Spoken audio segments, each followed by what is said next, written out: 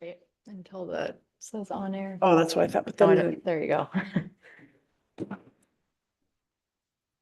call the April 2nd Heritage Preservation Commission meeting to order. Roll call, please. Commissioner Bonin, Davies, Here. Mueller, Here. Place, Here. Ricius, Here. Welvert, Here. and Chairperson Coleman. Here. That moves us on to item number 3, adopting the agenda. Has everyone had a chance to review the agenda? Yes. Would anyone like to make a motion? So moved. Moved by Commissioner Mueller. Second, I'll second. seconded by Commissioner Place. I'm sorry, Welvert, sorry. Yeah. Seconded by Commissioner Welvert to adopt the agenda. All in favor, say aye. Aye. Opposed? All ayes, motion carries. That moves us on to item number 4, visitor presentation. Is there anyone in the audience or on Zoom that would like to speak about something that is not already on the agenda?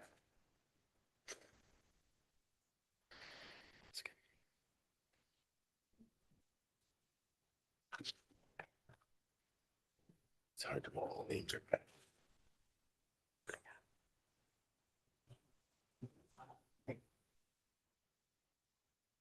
Nope. Okay. Now we move on to item number 5, approving the previous HPC minutes. Has everyone had a chance to review the February 6, 2024 HPC minutes? Would anyone like to make a motion to approve?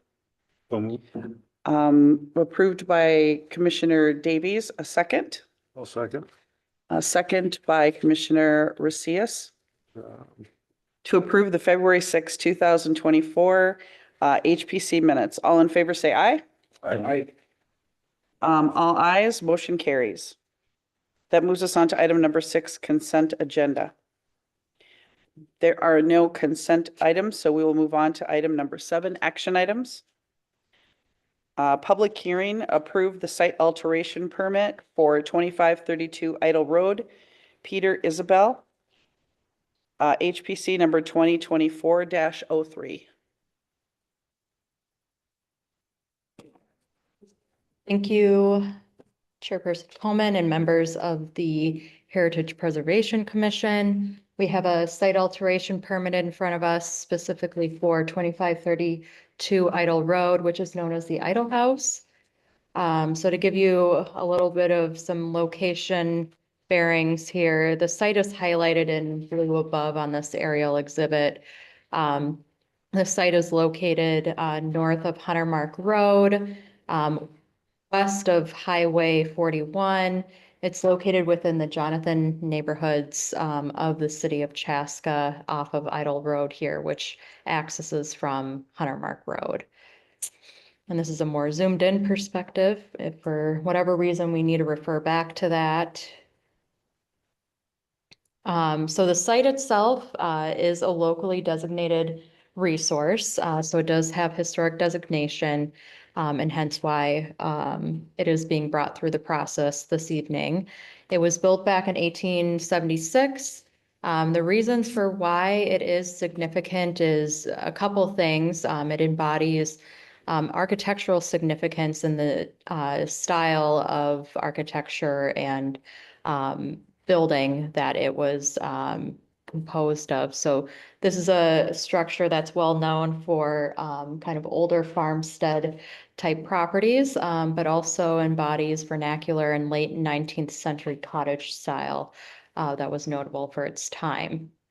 It is a Chaska brick building, so that in itself is a big significant part of the property. And it also housed 2 very notable families of Chaska's history, both the Eitel family and the Lano family.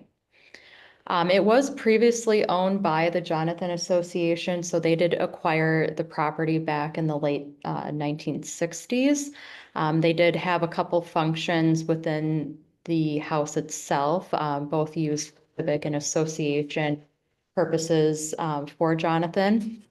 It also formerly housed a daycare operation as well as a co-op store at one Only recently did the Jonathan Association sell the property, so it is in private ownership under the applicant this evening. So it was sold back in 2023. Just a couple images of the property to give you an understanding of the existing conditions of the site. The house in question is a big part of the site alteration permit, and then there is also a 50-foot tall windmill that is present on site as well. Just want to note the previous approvals that were done on this site. So before it was sold to its current owner, when it was held by the Jonathan Association in 2022, they came forward to the city to get a preliminary plat and a final plat approved, which basically was to split the Eitel House property from the existing Jonathan Park and Playground.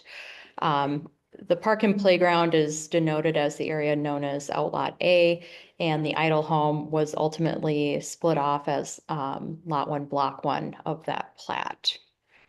The HPC did review a concept plan when those plats came through, so you did look at this site in May of 2022 to provide initial comments to what was being proposed. You did not approve a site alteration permit at that time, knowing that there was going to be one pursued later on when a new owner occupied this site. But in order to provide good guidance to the Jonathan Association as they were marketing the site, and for when this does come back in for site alteration permit, there were a couple comments provided from you guys. And those comments are, one, the future property owner will need to work on the design and plan for the detached garage that takes into account the size, scale, materials, and overall design of the garage so that it fits in appropriately with the historic Eitel house. And then secondly, the windmill will have to be discussed in more detail at the time a plan is pursued for a garage driveway and the relocation of the windmill. So at that time, it was understood that the windmill would need to be evaluated, since the location of a driveway and a detached garage would impact its location on site. And then lastly, there were overall concerns with the structural integrity of the windmill that was noted last time, and if it is considered more of a hazard to the property than an actual beacon.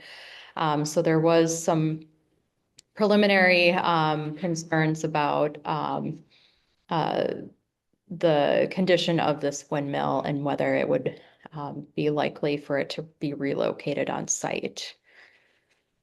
So tonight's request, again, we're looking at a site alteration permit being proposed by the current property owner. So a couple things that are included in this request is the construction and restoration of the rear unenclosed porch with all wood construction and then painted to be black.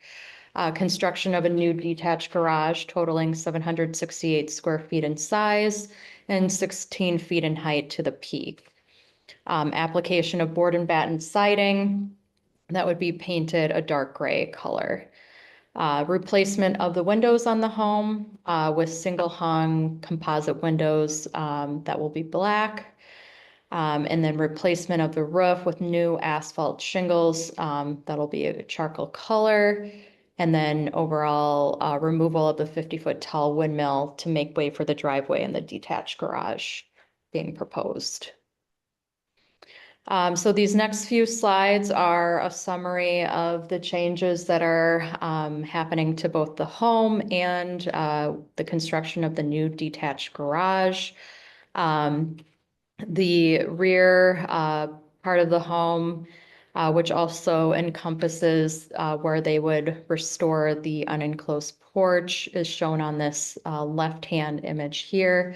So today, the existing home does not have a rear porch on the back side, but you can see markings of a previous porch being located there. So they do wish to restore that and provide a wood construction porch with a shed roof as well. And then on the side elevation here, you can see the addition of the garage, which would be that dark gray color, and then have black garage doors, which would tie in with the black accents of the proposed alterations on the home. And then a couple other elevations showing the replacement of the windows, which would be black trim windows, and a black front door on the front side. So this elevation is showing the front alterations and then the new roof. So really the only big changes on the front side of the building really have to do with the doors, windows, and the new roof. Another front side view showing the inclusion of the detached garage. They do plan to put a window on the south side of the structure where that facade is more visible from the street side of things. And then another angle of the west side of the property, or what we would consider the west side of the property, garage and a side of the home there. So the garage will be LP Smart side and then painted dark gray. And then also wanted to include the plan, the existing Eitel home. If for whatever reason we need to refer back to those, but they aren't making any building additions or changes within the floor plan itself. I'm sure at a later time they will be doing some work inside the building, but that doesn't concern the review of HPC.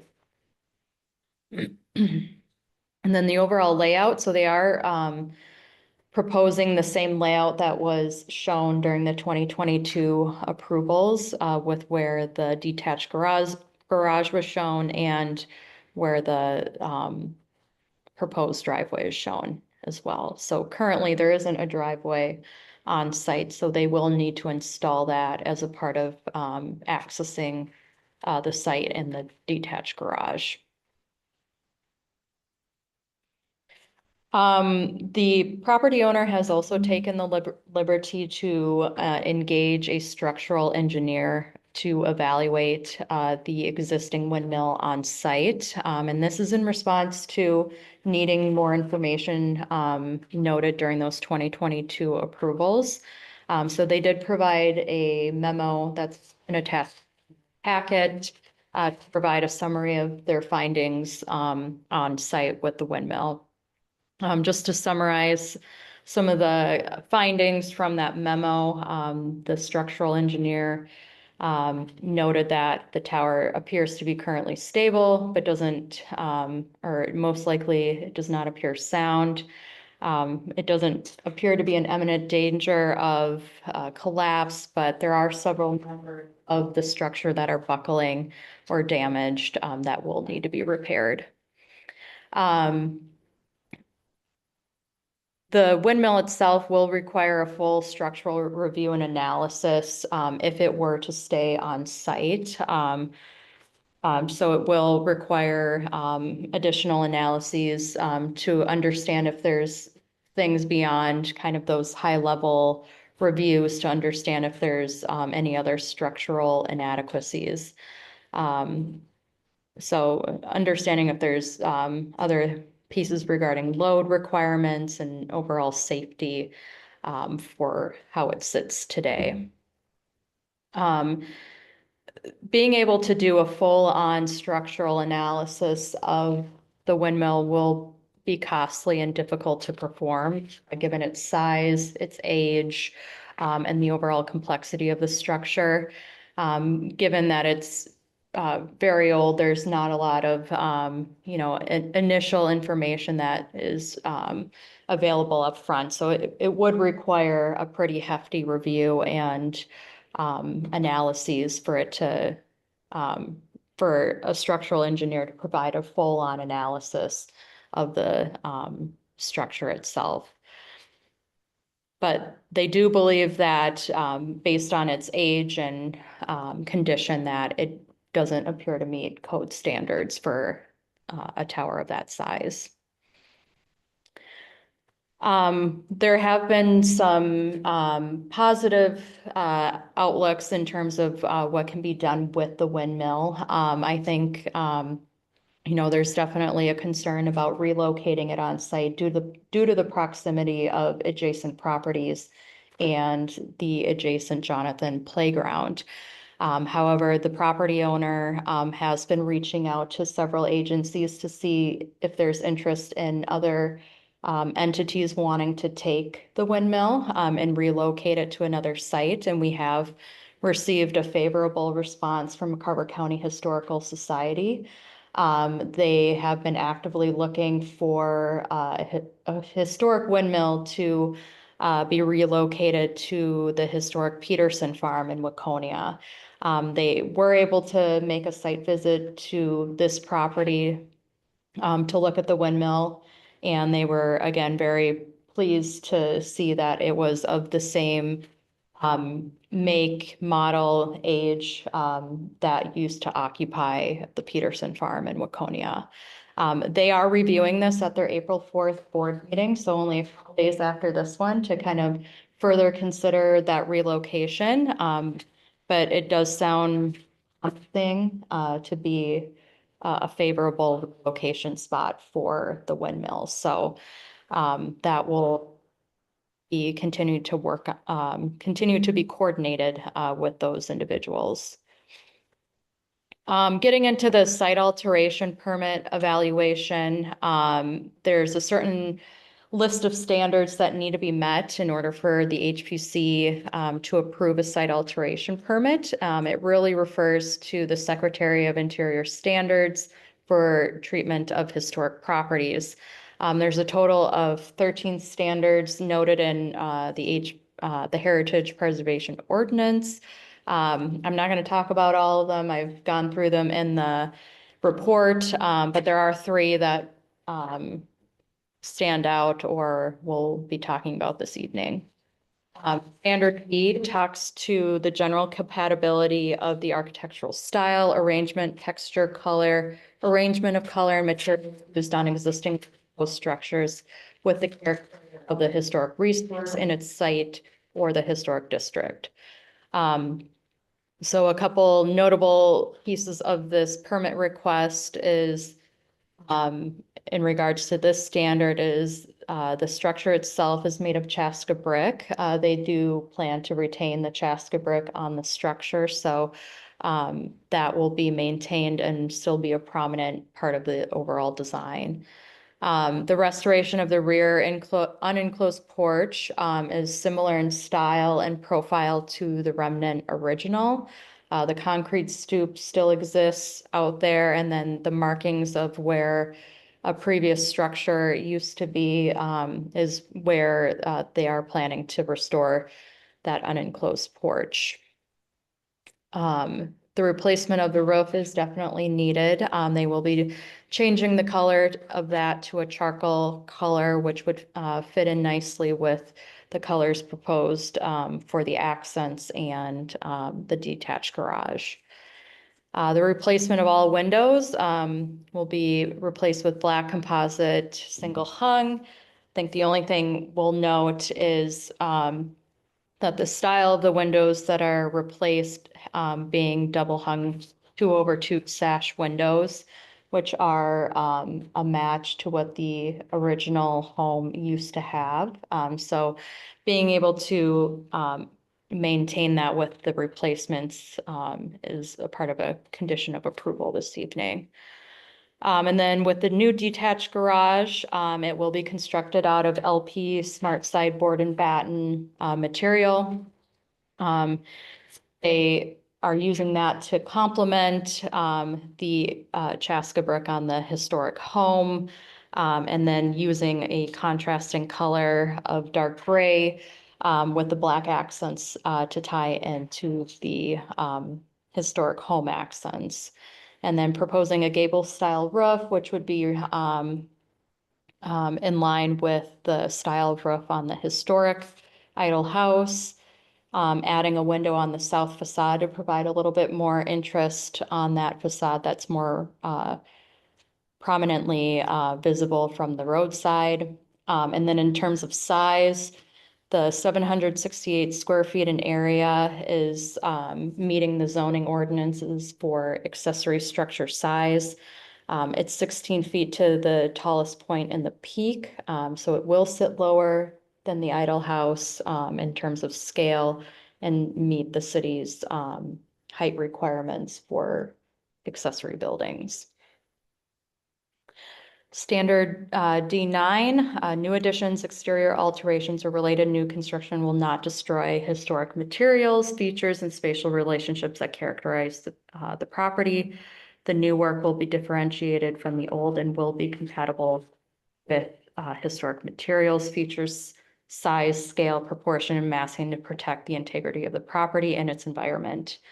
So the new detached garage will be differentiated from the old by using a complementary material and not completely matching the Chaska brick home. So that will provide contrast to the material, but also the color of the creamy yellow Chaska brick. And then the accent parts of both structures will match. So there will be tie-in between the structures through the accent colors.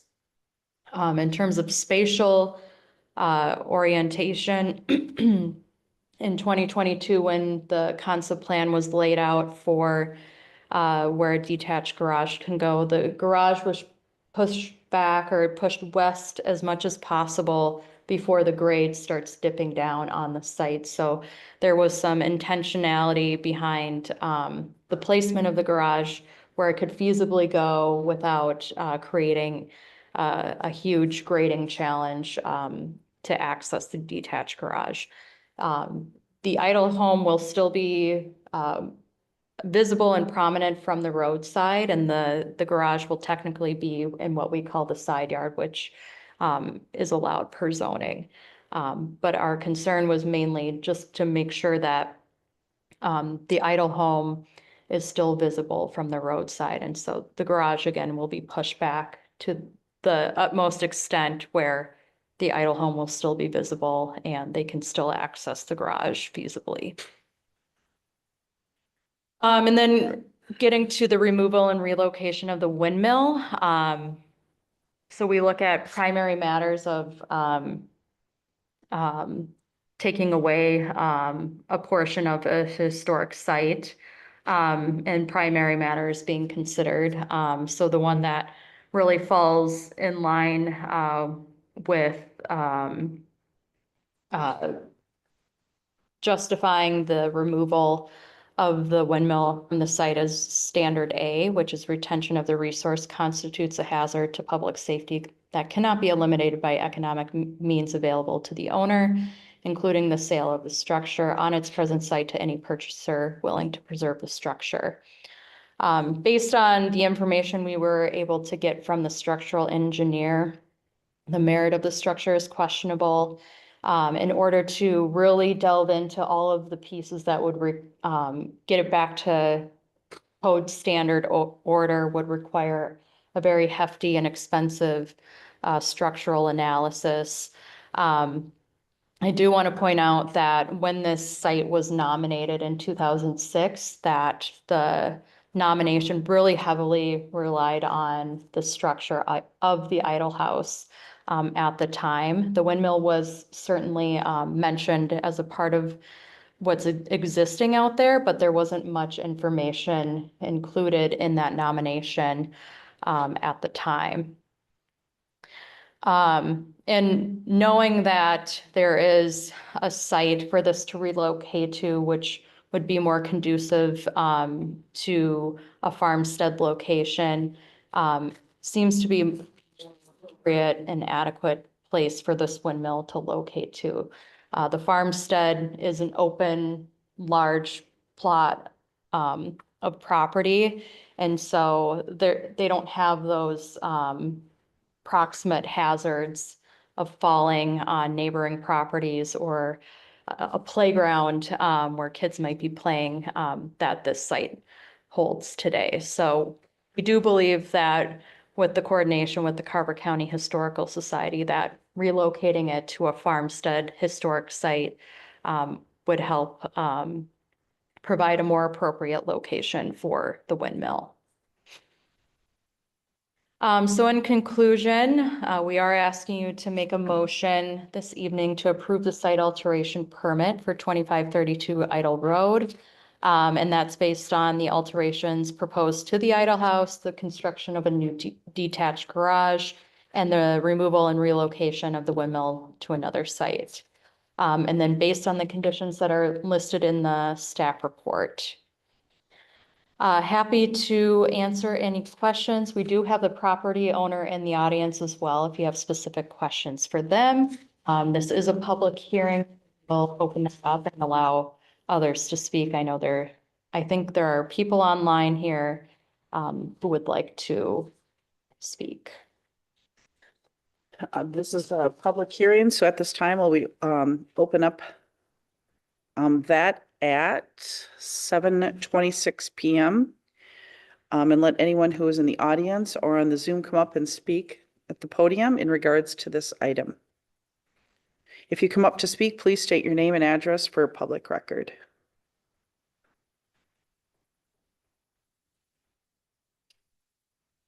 Denise on Zoom has her hand up, so I will hand the floor over to Denise if you want to unmute yourself and then introduce yourself and your address for public record. You are free to do so now. Hello, I'm Denise Headkey. Can I be heard? Yes. Mhm. I live at 112370 Idle Circle. I'm a neighbor to the Idle House, and I have a couple of questions. My initial question was whether or not these changes would also have to go through Jonathan Architectural Review, but Elizabeth replied that it would. I'm also wanted to give some input on the siding color for the garage. As a neighbor, I would much prefer if the siding color matched the Chaska brick color, and then the accent colors match the accent colors on the house. The rest of the neighborhood, the garages match the homes. So I would love to see that one be congruent with the rest of the neighborhood. If the committee decides to move the windmill, I would love it if there could be some kind of placard to honor the Eitel family included in that agreement with the Historical Society, so that even though the windmill goes to the Peterson farm, there could be homage to the Eitel family, that's where it originally came from. And then I had some questions about the location of the garage in relation to the existing cistern. I wonder if the cistern's going to be removed or if that's part of the outlot that includes the park. And if anyone knows how deep that cistern is.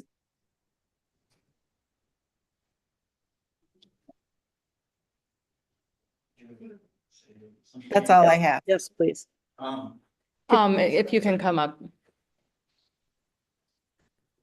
And if you could state your name and address for public record. Peter Isabell, 600 Lake Court, Gray, Minnesota. The cistern is underneath the windmill. I'm not sure of how deep that is. We were gonna go and look forward to abandoning it, but that would be directly underneath the proposed garage. So that would have to be dealt with because it's part of that process. So we would have to do an abandonment within the well, but I was waiting till get approval before I did that. And the woman that was communicating, that was a great idea. I did talk with the Jonathan Association, and I think they're doing a retaining wall plan for the park that will be potentially incorporated with some, we're trying to like plan together because they're going to be doing some work at the park around the same time. We're going to be doing some work potentially with the Eitel House. So if there's a placard or something, that would be a great time to incorporate some sort of, homage to the Eitel family. No, I mean the placard would go on the windmill at the Peterson farm. Oh, Oh, oh. well, I like both. Yeah, and I think a plaque at the Peterson farm we would need to coordinate with the Carver County Historical Society to see if that's doable, but we can certainly bring it up. See if that's something they would be open to. For sure. So you're saying the garage will go right up to the edge of the tot lot then? Well, I'm trying to put in my brain from a bird's eye view where you're located and where we currently live. But so if you Where go, I'm located? yeah, So I'm across Eitel Road okay, and kitty corner to the west. okay. So if you're at the park Yep, and you look towards the Idle House, Yep. there's a transformer, which is green in color, which is about at the intersection of the outlot and the property line that pretty much goes east-west of the lot subdivision between lot 1 and outlot A. So if you can put, I don't know if you can see where your mouse is. Mhm. And if you push that over to the left a little bit more right to that intersection of that oh, property. I know where you mean, right by the path. Yep. Yep, So where that path ends is pretty much where that transformer is, yep, which is yep, about where the location of the garage would be. And it pushes right to the, basically that's where the tree line is. yep. And where's the cistern? Can you put the cursor where the cistern is? Okay, Right here. I get it. Thank you very much. And how much driveway clearance do you have between the edge of the property line and the mail station? Are you moving the mail station? No, the mail station isn't shown on there. There's enough room to get a driveway. That's a proposed location right now. It might have to be more gradual from a sweep standpoint, but there's enough room between the existing trail that ties into Idle Road and the future driveway and the existing mail station. Wow, okay, Yeah, it gets pretty tight in there. yeah. All right, I'm excited. Yeah, me too. And you're anticipating this will be a single family home then? Correct. Yeah, we really love, I restore cars, muscle cars on the side. Uh-huh.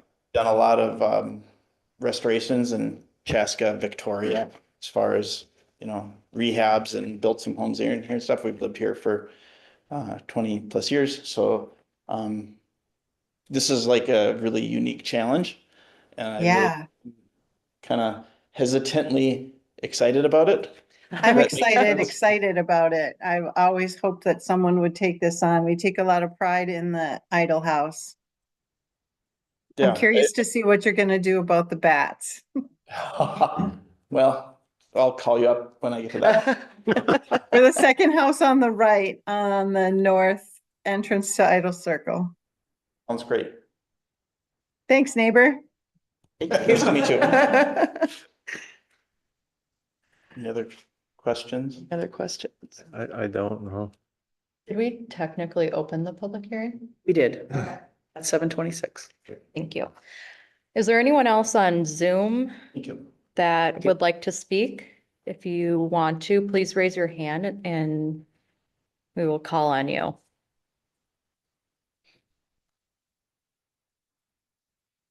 Not seeing anyone else.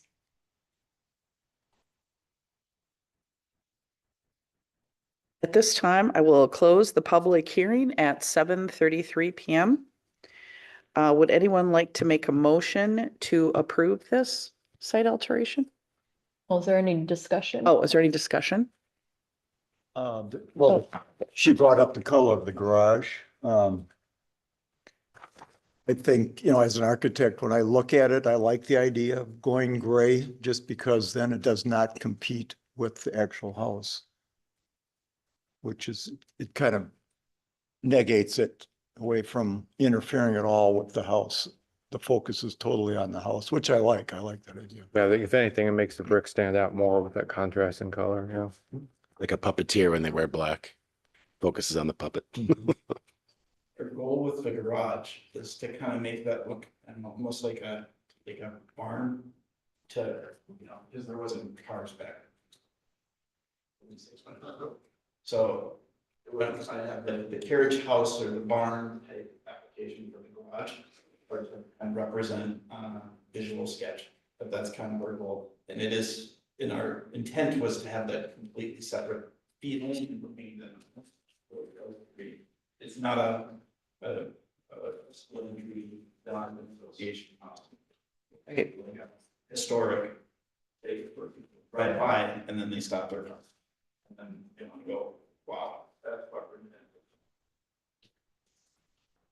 There probably are not a lot of garages that were done with brick, Chaska brick, during that historical period for sure. Right.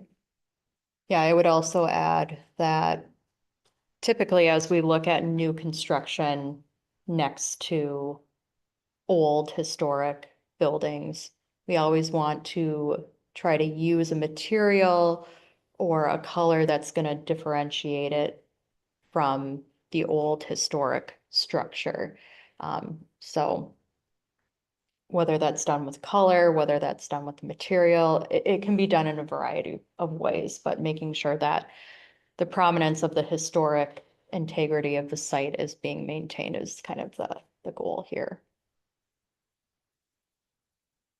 Also have a comment on provision 6 of the proposed amendment. I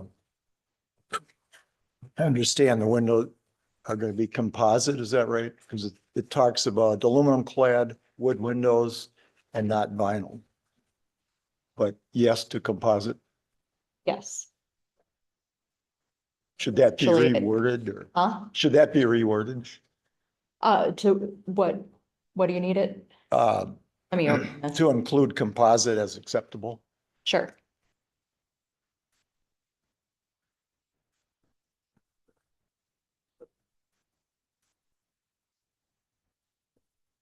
And I would just say, when you're making your motion, when you get to that point, that you just restate, the, revision to that condition, number 6.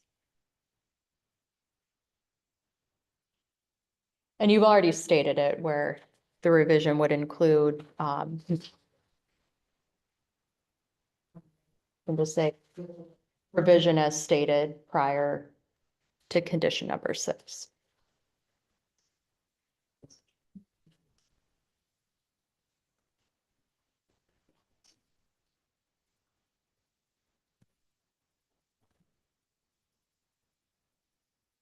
Any more discussion?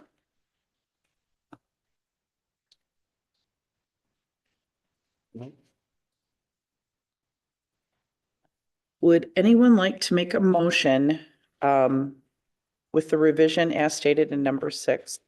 Commissioner Mueller, I'll move. moved by Commissioner Welvert, A second. second by Commissioner Mueller, to approve the site alteration permit for 2532 Eitel Road, Peter Isabell, HPC number 2024-03, based on the findings and conditions listed in the staff report. All in favor, say aye. Aye. Opposed? All ayes, motion carries. Thank you.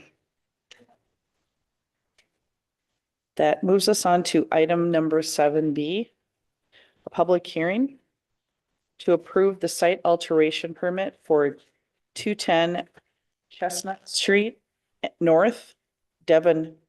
Creurer? Oh, Creurer. There it goes. HPC number 2024-02. Do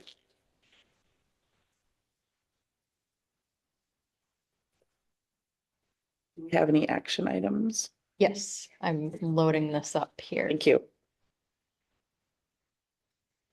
All right, thank you, members of the Heritage Preservation Commission. We have another site alteration permit in front of us this evening for the property known as 210 Chestnut Street North, also known as the Myers Hardware Building. The site in question is located in downtown Chaska. It's directly located off of Highway 41, or what is also known as Chestnut Street North. It's on the east side of Highway 41, noted in blue here. It is a commercial type property that backs up to the alleyway in the mid-block here, which is also being looked at for the Paseo concept and redesign in the back, which is slated for construction or reconstruction this summer. And work has already started, is what I'm hearing as well. So the historic significance of this site is it's a local historic resource. It was built in 1892 by Matt Myers. It was historically used as a hardware store, but has definitely been used as a number of commercial uses throughout the years, as well as residential on the top floor. The reason this building is significant is primarily due to the fact that it is a Chaska brick building. The image that we're showing in this screen here dates back to 1918, just to show kind of an original format of this building. So you have seen this building come through our process before. So in June of last year, we saw another site alteration permit come through and was approved by you guys to do the alterations to the front facade and restoration of the storefront. It also included the removal of stucco, which they were successful with. And I'll show an image of the before and after of that soon here. It also included the replacement of the windows and then restoration of the first level storefront area. So the image on the left was a before image before the approvals and work was done in the summer and into the fall of last year. So the stucco was primarily on the front side there. So they were successfully able to remove that during their work, which is a huge, huge enhancement out there. And I'm very happy to see kind of the work that was being done and put into that effort to remove the stucco. It's definitely a different building now. And then the enlargement of the storefront on the first level. So they introduced larger, taller windows and some transom windows above that to really enhance that storefront that faces out towards Chestnut Street. So they are back in for another site alteration permit request. This time we're primarily looking on the back side of the building that faces out towards the Paseo. They would like to demo approximately 4 square feet of the addition on the rear side of the building, and then convert that area into a new patio with black ornamental fencing, a pergola, string lights, and some furnishings out there that would be used by the first floor tenant of the space. In addition, they would also install an overhead glass garage door on the east facade to face out towards the patio and future Paseo. So a summary of those changes are shown on this slide here. The image to the left are the proposed drawings of the patio space. The right images denote what's being shaved off the back of the building that sits out there today. Again, just to re-summarize what they're asking for, this area in red here would be demolished off the building and also shown in this blue box here. This is all concrete block. So effectively what we would consider an addition to the original historic building. So demoing that and then basically replacing on top of that foundation patio, which would be accessed this level here. So they would have seating. The overhead garage door is shown here and in this rendering, which would be a glass overhead door Opaque panels will be added on the north and south sides of this area with an access on the north side to the neighboring property, which can directly get out to the future Paseo. And then transparent or decorative fence style will be on the east side so that there's kind of transparency views into and out of the patio area. That will provide a nice activated edge to Paseo on the east side here. We also look at the same set of standards noted before that refer back to the Secretary of Interior standards for treatment of historic properties.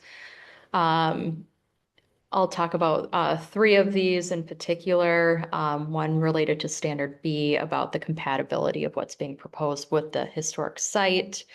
So the proposed alterations are being done to complement the existing building.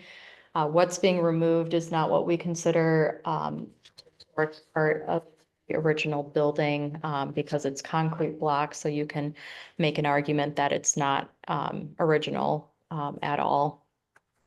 The removal will help them provide a more activated and appropriate edge to the future Paseo that's planned within the mid-block of this block, which will be heavily utilized by future pedestrians and people accessing the parking areas and the Paseo that will run north to south. Opaque panels are planned on the north and south sides for privacy purposes, but then transparent fencing on the east side to provide more of that open activation towards the Paseo, and then providing that glass overhead door on the east elevation as well to kind of provide that layered effect of activation to the space. Regarding Standard C, this relates to any applicable design guidelines adopted by the commission. So back in 2023, we did adopt the rear entrance design guidelines for downtown Chaska, which you guys were involved in. These were created in response to the improvements that were done on Highway 41. So we took out all of the public parking on the highway and basically have relocated those in other areas of the city and in downtown that are accessible to the public. But basically taking away the parking on the front side and orienting movement more on the rear side of the buildings and the block really emphasize that that area is going to be more used as a result of taking away that front-facing parking.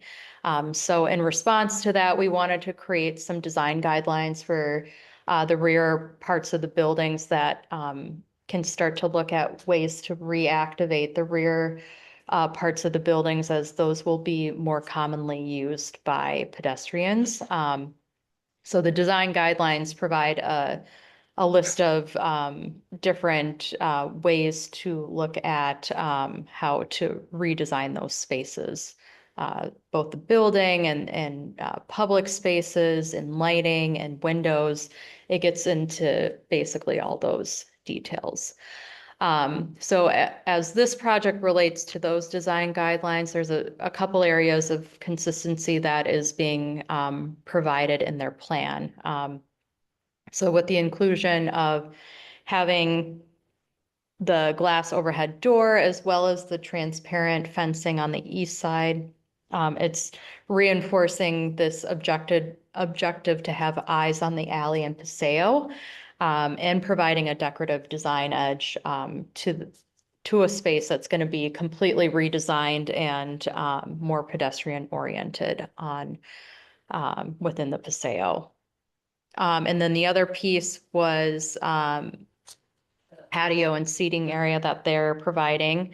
The guidelines promote seating and gathering areas on the rear portions of the buildings. And so them wanting to create a patio and seating area on the backside is in line with that guideline as well. And then in regards to standard D9 about new additions on historic buildings and sites, the proposal overall will create enhancements to the backside of the building.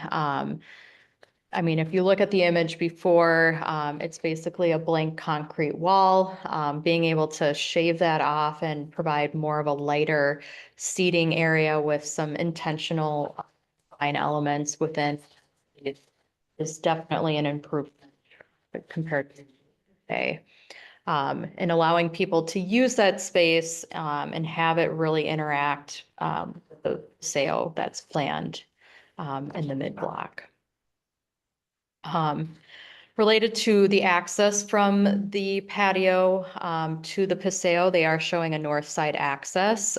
So the owner has engaged with the neighbor to the north, and they are amenable to having an access through their site to get out to the Paseo.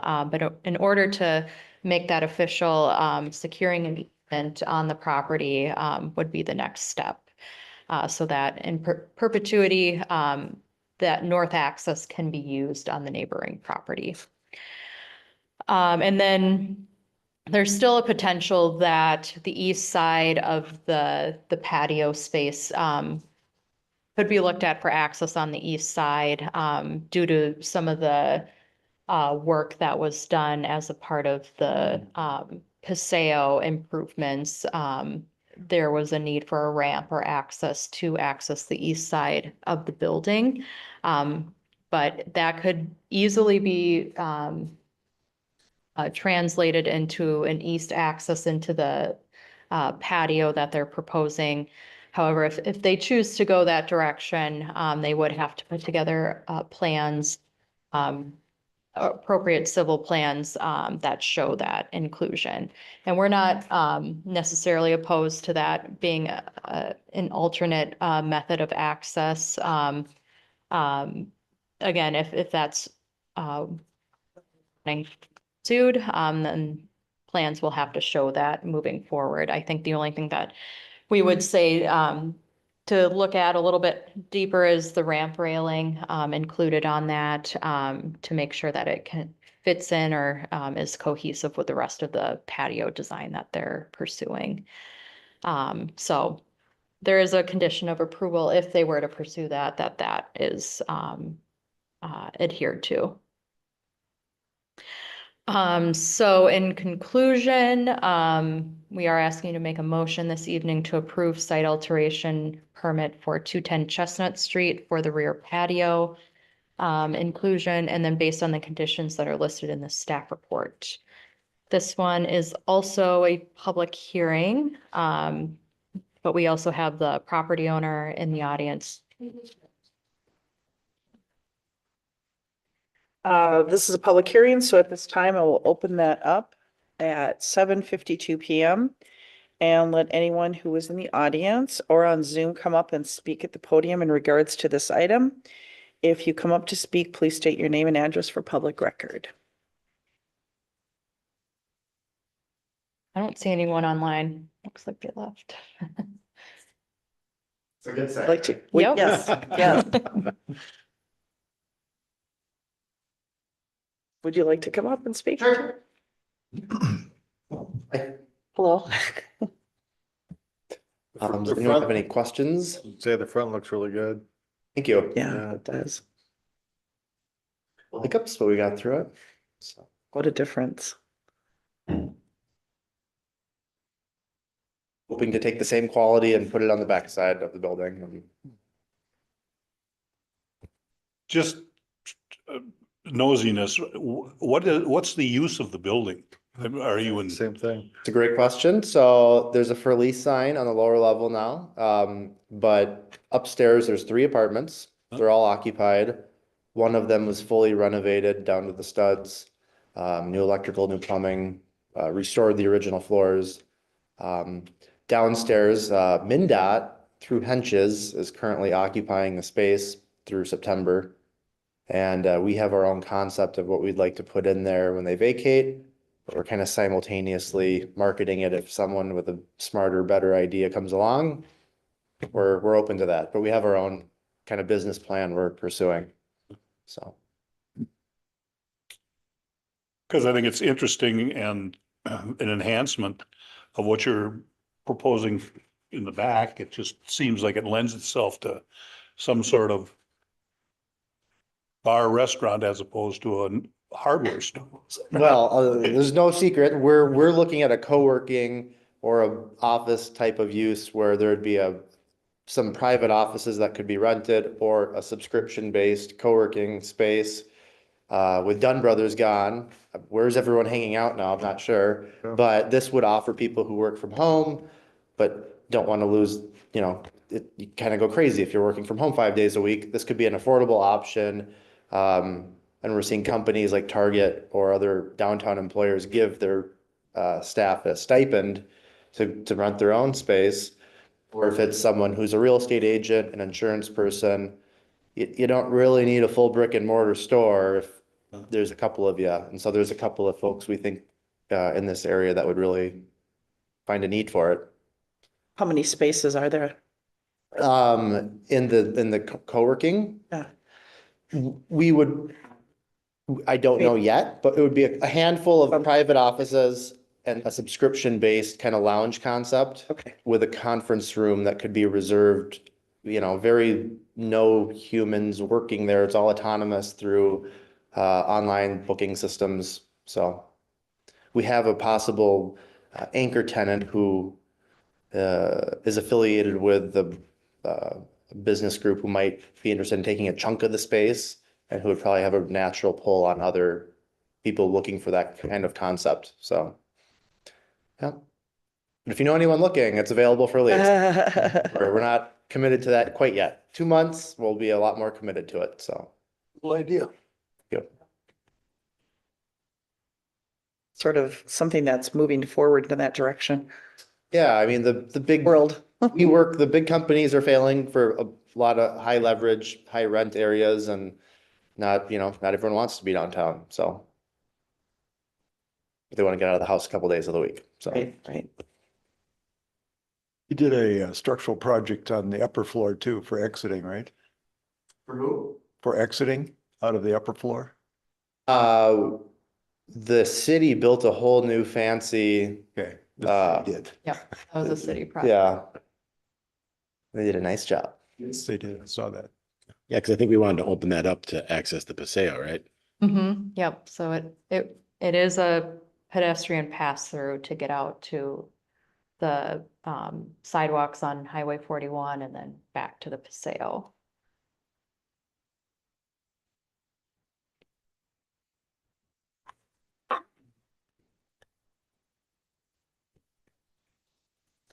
Questions? No. Thank you. At this time, we'll close the public hearing at 7:57 PM. Is there any discussion by the commissioners? Looks good. Yeah. Would anyone like to make a motion to approve the site alteration? Approved by Commissioner Davies. A second? Second. Second by Commissioner Racis. Macias, sorry. To approve the site alteration permit for 210 Chestnut Street North, Devin, Creurer. HPC number 2024-02, based on the findings and conditions listed in the staff report. All in favor, say aye. Aye. Opposed? All ayes, motion carries. Thank you. Yep. Anxious to see it. Thank you. I don't have any discussion items, that's the next thing. All right, that moves us on to number 8, no discussion items. So we move on to item number 9, other business. What's discussion, or you said it'd be City Square West next month? City Square Park. So we had a joint work session last night with the council and the park.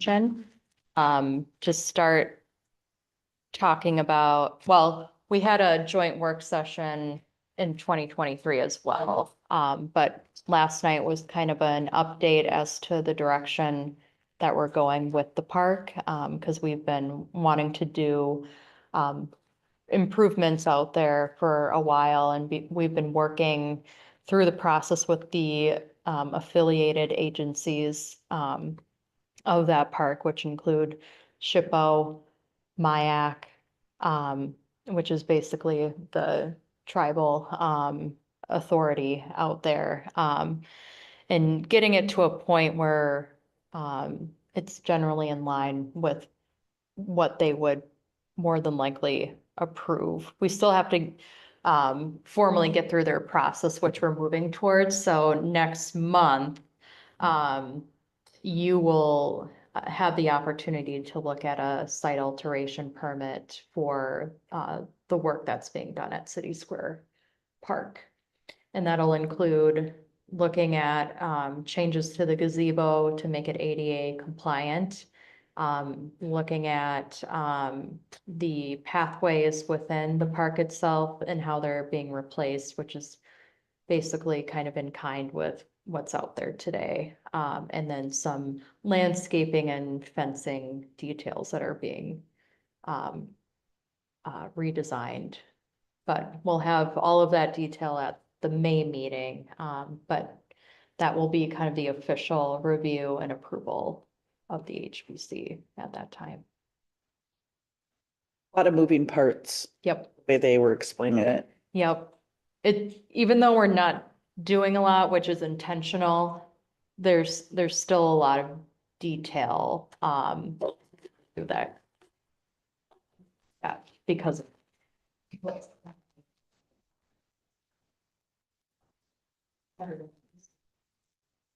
involved. National. Right. There's a lot of different agencies involved, including yourselves. Mm. Mhm. So that's the plan. Any other business that anyone would like to discuss?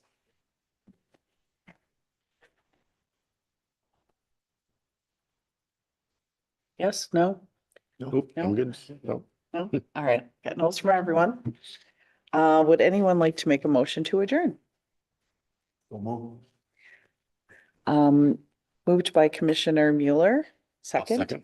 Second by Commissioner Welbert. To make a motion to adjourn